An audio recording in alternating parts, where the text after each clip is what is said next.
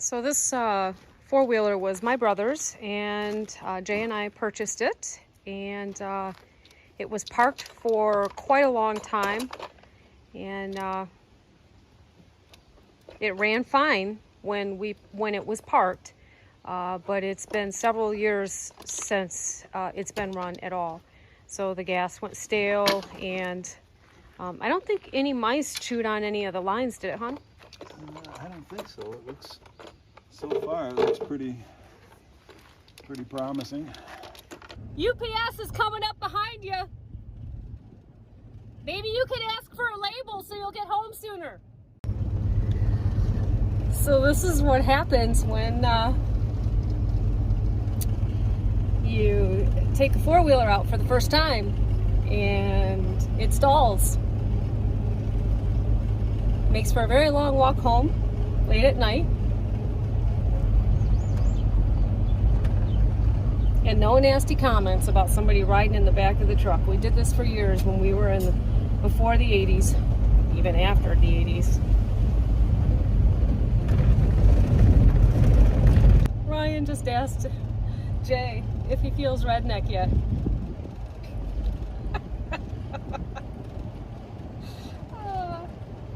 Yep.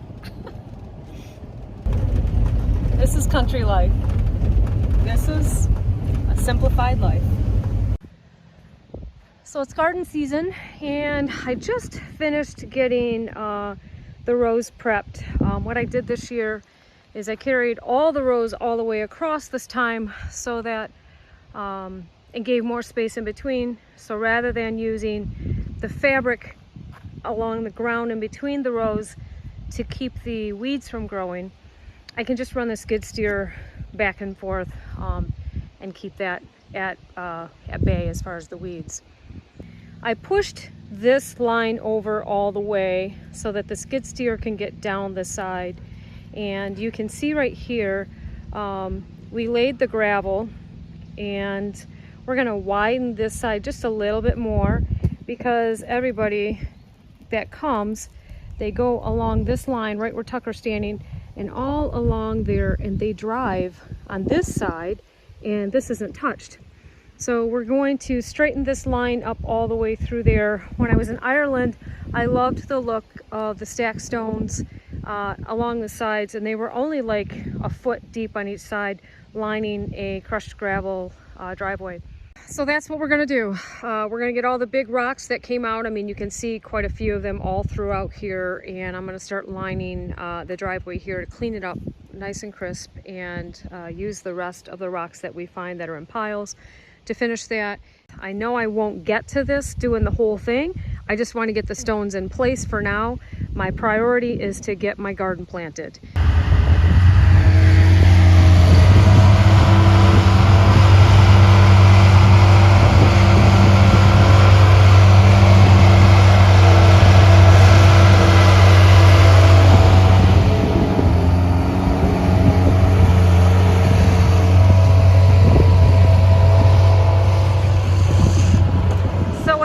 Was we were going to have my cousin use his tractor, but he blew a hydraulic hose or something of that nature, so the bucket isn't working.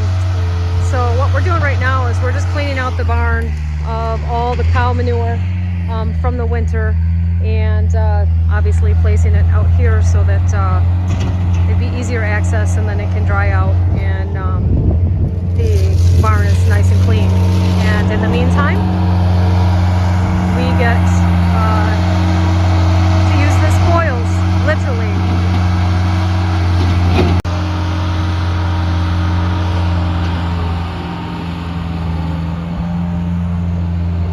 Seems kind of silly to say, but there's a lot of hard work that goes into that manure.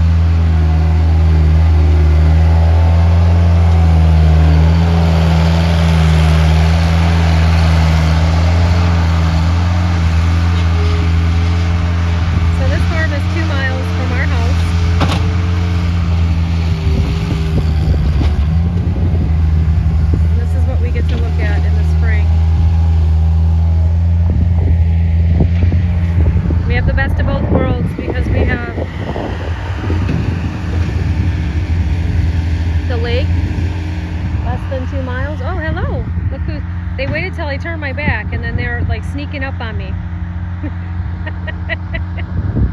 What you doing? I like this one's hair right over here.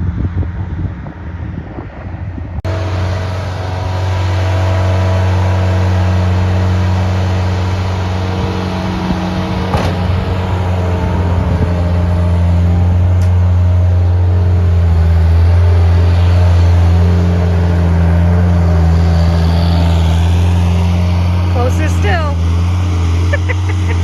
Like I see them out of the corner of my eye when my back is turned and they're moving all towards me, and then when I turn around they stop, like freeze frame.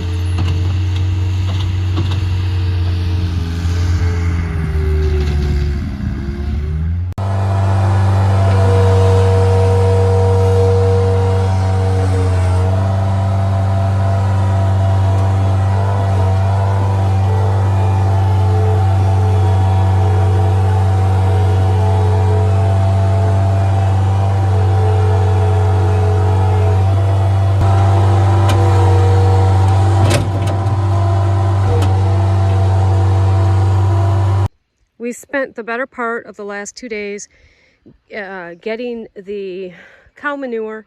As you saw, I put it in a pile right here, mixed it all in with all the extra dirt, and then we have laid it out in piles, tapped them down in rows, tapped them down, and they're ready for planting.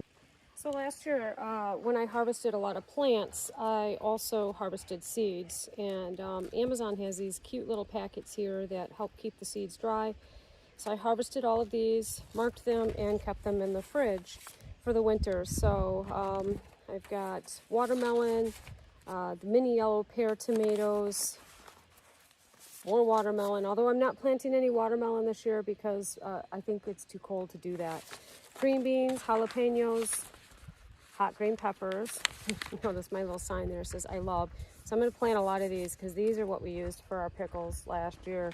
I did pickles and these peppers, and they were great, especially for nachos. Spaghetti squash, San Marzano tomatoes. These are excellent for canning for sauces because they have little to no pulp inside or seeds.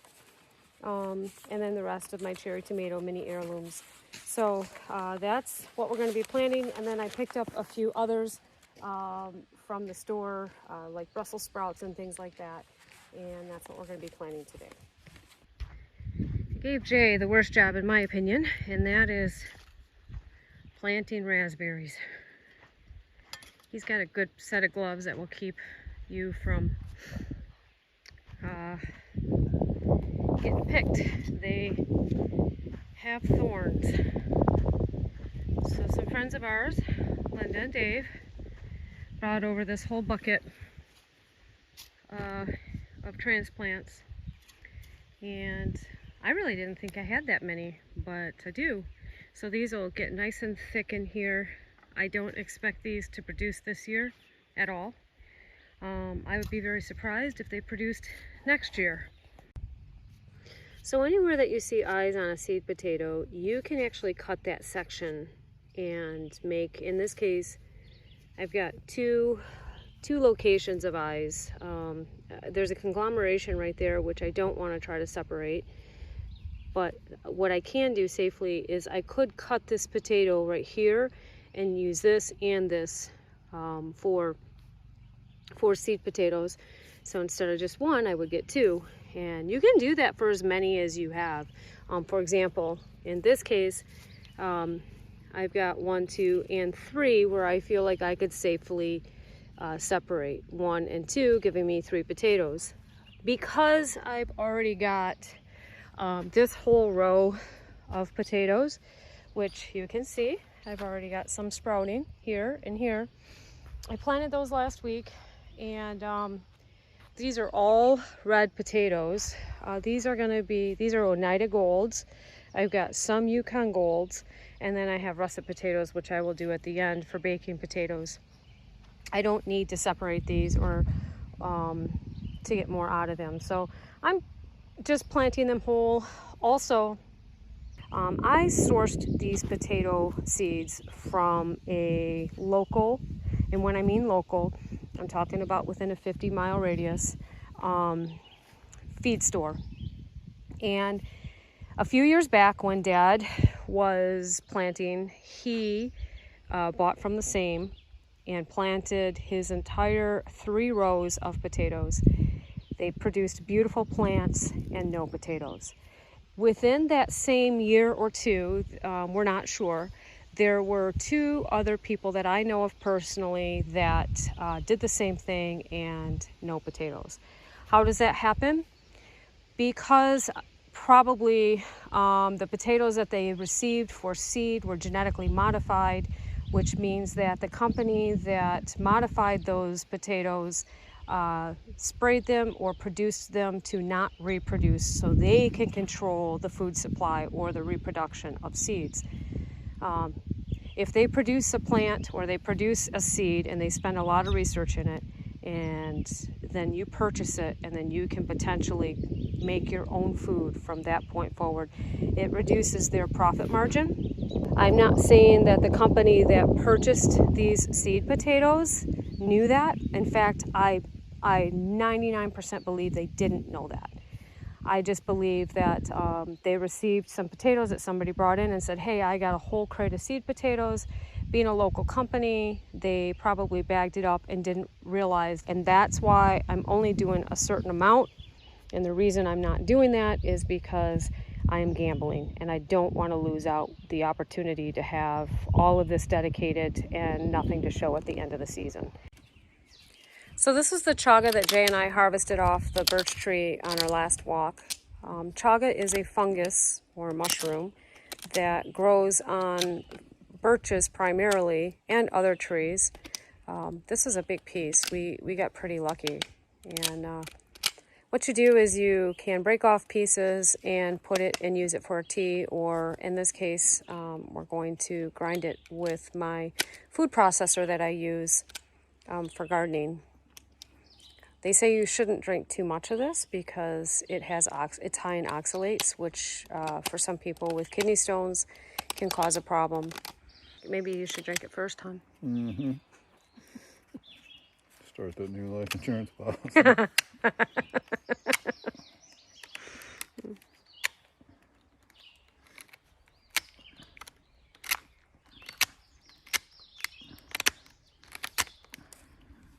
Maybe we're over cleaning it. We don't know. Just trying to get the bark out of it right now. Yeah. Almost need a hammer for it. We did let it dry out for a couple of weeks before he started cleaning it up. I don't know if we're supposed to clean it up first and then let it dry out. I was always under the impression that you're supposed to let it dry and then clean it up. But either way, he did a really great job at cleaning it up. And I don't know, probably have to break it up with a hammer. I don't think I can put that in there like that. Okay, so what I just did was I took the chaga and put it in a baggie, and then I hammered it, got it into this chunks. I'll go and do that other that I just gave Jay. But in the meantime, we're gonna see where this gets us.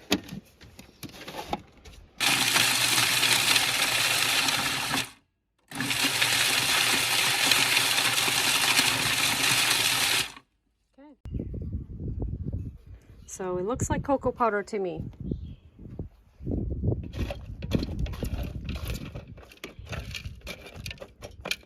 It's definitely rough on the blades and the food processor. It looks like cocoa powder with turmeric in it.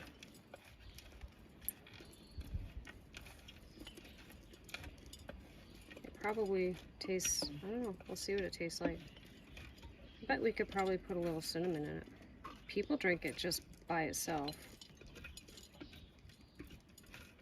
It smells like nothing, wouldn't you agree? Like when you took it off the tree? Mm-hmm. But there you are. We're gonna try drinking some. It looks like instant coffee. So I'm gonna use what we use for regular coffee in this, which is 3 of these heaping scoops. I'm just about choking on the dust. I have no idea how long you're supposed to make it stay for, but I would guess about the same as a tea, which is depending on the type of tea, if it's a green or an oolong or a black tea, you can do anywhere between 2 and 5 minutes. We'll split the difference and call it 2.5 to 3.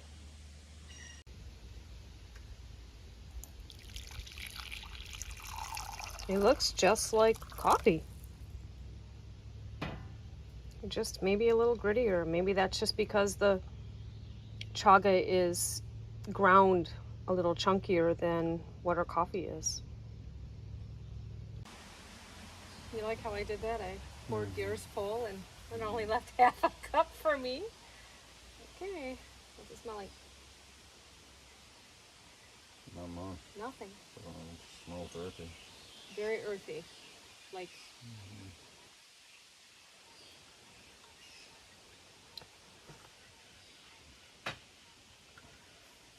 I wouldn't know if I was drinking hot water. A little. Little earthy flavor.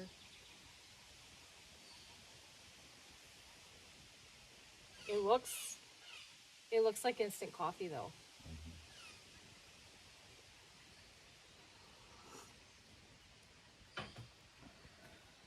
To me, it's almost got a little sweetness to it or something. I Yeah. don't know.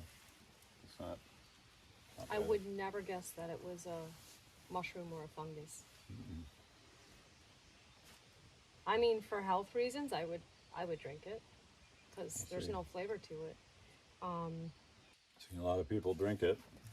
I've never had it before, but I have to say it's just a very mild tea. It's doesn't have a lot of flavor, good or bad. It just it's very mild. Anything. Really, I don't crave it. I don't think I would ever crave it. You could mask it in anything. So if it's for your health benefit, but you are a person who has to have flavor, I absolutely could mix this with my coffee and never know it. And be fine with that. So I know that that's all people ever drink is just this alone. But it's just part of experiencing living the simple life and foraging through the woods when we hike with the dogs. Yeah, I don't know. I just some part of me is happy that we found it because I understand that it's not something that people can get all the time. It's not easily harvested. If we have a reaction to it, and this is the last video you see of us, you'll know why. Any famous last words, honey?